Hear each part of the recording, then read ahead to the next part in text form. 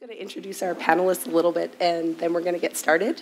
Each one of them will speak for 5 to 10 minutes, and then we'll open it up to questions from you. So first we'll have Elana Geller, who is the Peer Mentor Coordinator at the University Learning Center, and she has a BA and an MA in philosophy. Next we'll hear from Tom Milne. You'll have to forgive my voice. I'm sorry, I'm sick today. But Tom also has a BA and an MA in philosophy, and he's currently a medical student here at the U of S. Next, we'll hear from Rachel Lowen Walker, also with a bachelor's and a master's in philosophy, and she's the executive director of Avenue Community Center. And lastly, we'll hear from Richard Cossette, who has a bachelor's in philosophy and a bachelor's in education as well. And he's a high school teacher in the city. He teaches at Bedford Road Collegiate, and he teaches a philosophy class there. So I think that's about all I have to say, so I'll turn it over to Elana. Thanks. Thanks, Erin. Erin actually gave us a number of questions to sort of prompt us to think about what we want to talk about, and I'm sort of going to ignore those questions. But I mean, take those questions and sort of build on them. And it's sort of hard because when you're talking about philosophy and how philosophy affects, say, your life and your work, it's sort of hard because I think philosophy changes your life and affects everything you do. So in a sense, everything that I have done has been affected by my degrees in philosophy and my time doing philosophy. So I'll talk a little bit about my history and then go on to saying how that has affected me. I did my, as Erin said, my undergrad and my master's at the University of Manitoba in philosophy. I first was interested actually as before I got into university in philosophy and existentialism. Then I took my first, my intro class in philosophy and found logic, found philosophy of language, found philosophy of mathematics, and fell in love with analytic philosophy, which is it's not important, but there is a distinction there between analytic and continental. But anyways, I found my love in philosophy, and I did my undergraduate, and then I did my master's, and then I went on to start a PhD at the University of Western Ontario, and became ABD, did that for 7 years, and then left.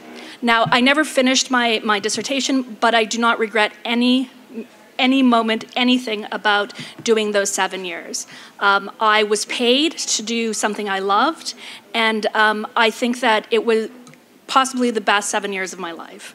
But all of this, all of my I don't know, over 12, 13 years of doing philosophy at a university, because I still think I do philosophy because it's what I do every day, helped in every aspect of my life.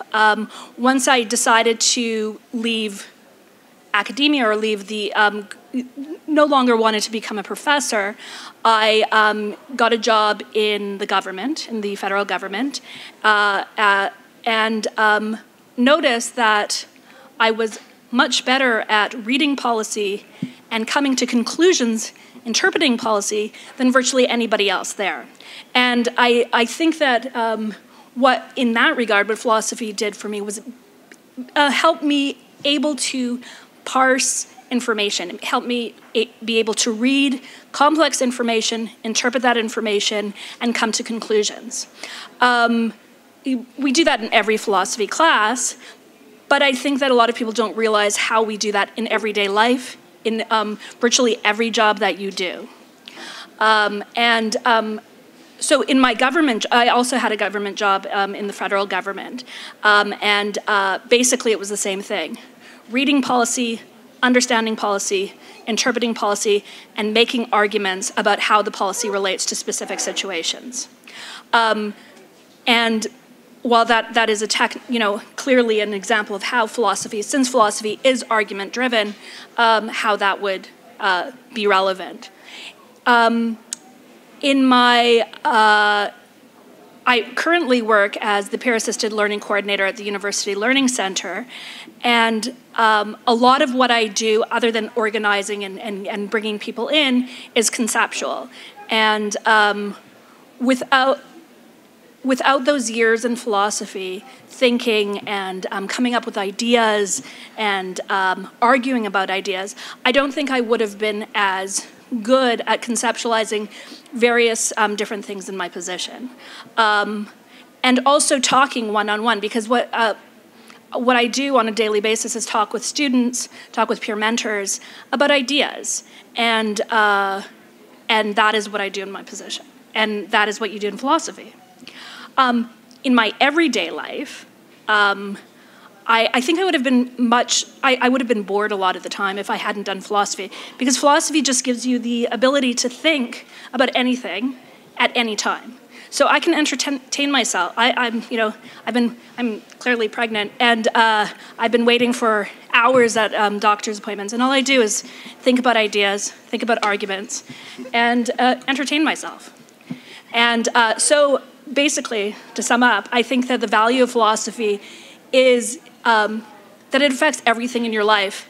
It not only entertains you, I mean, entertainment is a really important aspect, I think, but brings value to that as well. Brings value to your life insofar as you're able to analyze what you appreciate and why. That's it. Thanks, Elana. My name's Tom Milne, as you might have heard earlier, if you're better at paying attention than I am. So yeah, to address the question of what is the value of philosophy, this is something I feel eminently prepared for, as it is something my parents have asked me infinite times over the past 7 years that I've been asking what the nature of existence is over the dinner table and whatnot, meanwhile avoiding any form of long-term employment. It's also something that my friends ask me a lot, like, what is philosophy? What do you do in class? Just like sit around trying to prove that you're not plugged into the matrix. Like, how exactly does that apply to an exam?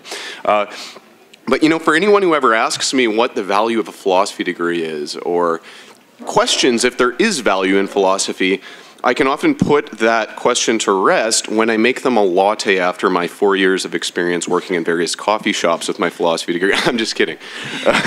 You can do a lot more with philosophy in terms of career applications and whatnot than just, you know, like working at in the service industry or whatnot. But kind of to continue with what Elana said, that for me the impact of philosophy and the value of it is not so much in terms of like technical competencies that it offers you, which it does in terms of your writing skills, your reading skills, your critical thinking and analytical abilities that increase.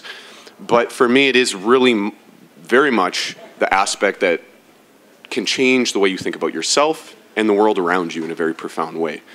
So when I think about school, like we're all students here, I'm assuming, or most of us, I think about how much school sucks, to be honest. For a lot of us, we don't necessarily enjoy school. We see it as a means to an end.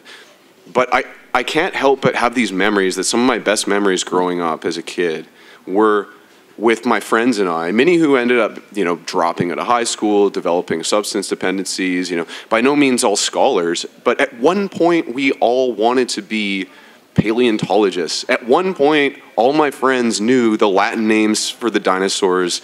We wanted books about the rainforest for Christmas. We wanted, on our vacations, not to play Xbox, but to collect frogs down on the riverbank and to look up at the stars and watch cosmos and be inspired by this, you know, this implacable desire that we had for knowledge, for curiosity. Questions about everything. Why? Like, many of you have probably seen that Louis C.K. sketch where he's making fun of his kid for just always asking why, constantly.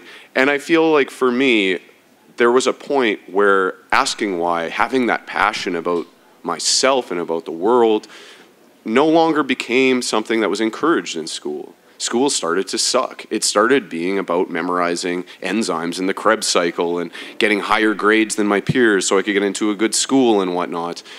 And for me, like, even though I did very well in school, I thought maybe I don't want to go to university. Maybe I don't want to be an academic or a professional if what it means is losing that, like, very passionate part of myself that I'd come to love, which seemed incompatible with just memorizing charts and formulas.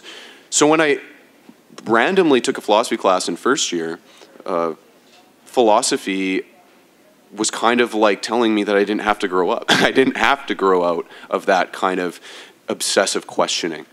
It reminded me that the universe was a beautiful and mysterious place.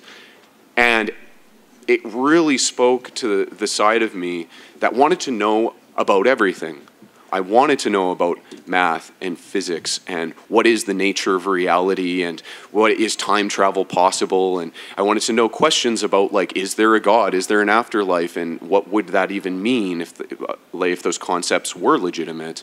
What would an ideal society look like? Those kinds of questions in political studies. What is sex and gender?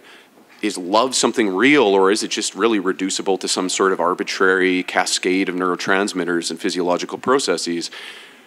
What is a life form, right? What is a just law? These are all questions that I wanted to address, and there's something I realized that I could question if I took philosophy. And for me, that is really when I fell in love, when I realized that who I was as a person, and who I would argue many of us were at one point before school taught us out of our creativity, taught us out of our natural curiosity, taught us that education had to be something boring and technically useful, but not something that you're necessarily passionate about, that philosophy can speak to that part of your soul, to that questioning nature. So for me, this was something that, as Elana was saying as well, even though now I'm done my philosophy program and I'm into medical school, is still something I do every day, much to the frustration often of my friends, that I'm constantly asking questions about everything. And this, I would argue, makes life in and of itself, that no matter what you end up doing, if you end up going and deciding you want to go live on a beach in Thailand somewhere, or go be a forest ranger, or a professional athlete, or a writer, or a lawyer, or an accountant, the one thing that you're going to carry around with you for the rest of your life is yourself, your way of experiencing the world. There's a quote I really love by Henry David Thoreau. He says, if there is a highest form of art in the world, it is perhaps not poetry nor sculpture, but it is to affect the quality of the day. That is to cultivate a certain mode of experience which allows you in this moment right now, sitting there, to experience this moment in kind of high definition, right? To experience this moment in a real profound way, to not miss out on the only time that you're ever going to have in this life. And to me, that's something that philosophy constantly is reminding me how to do.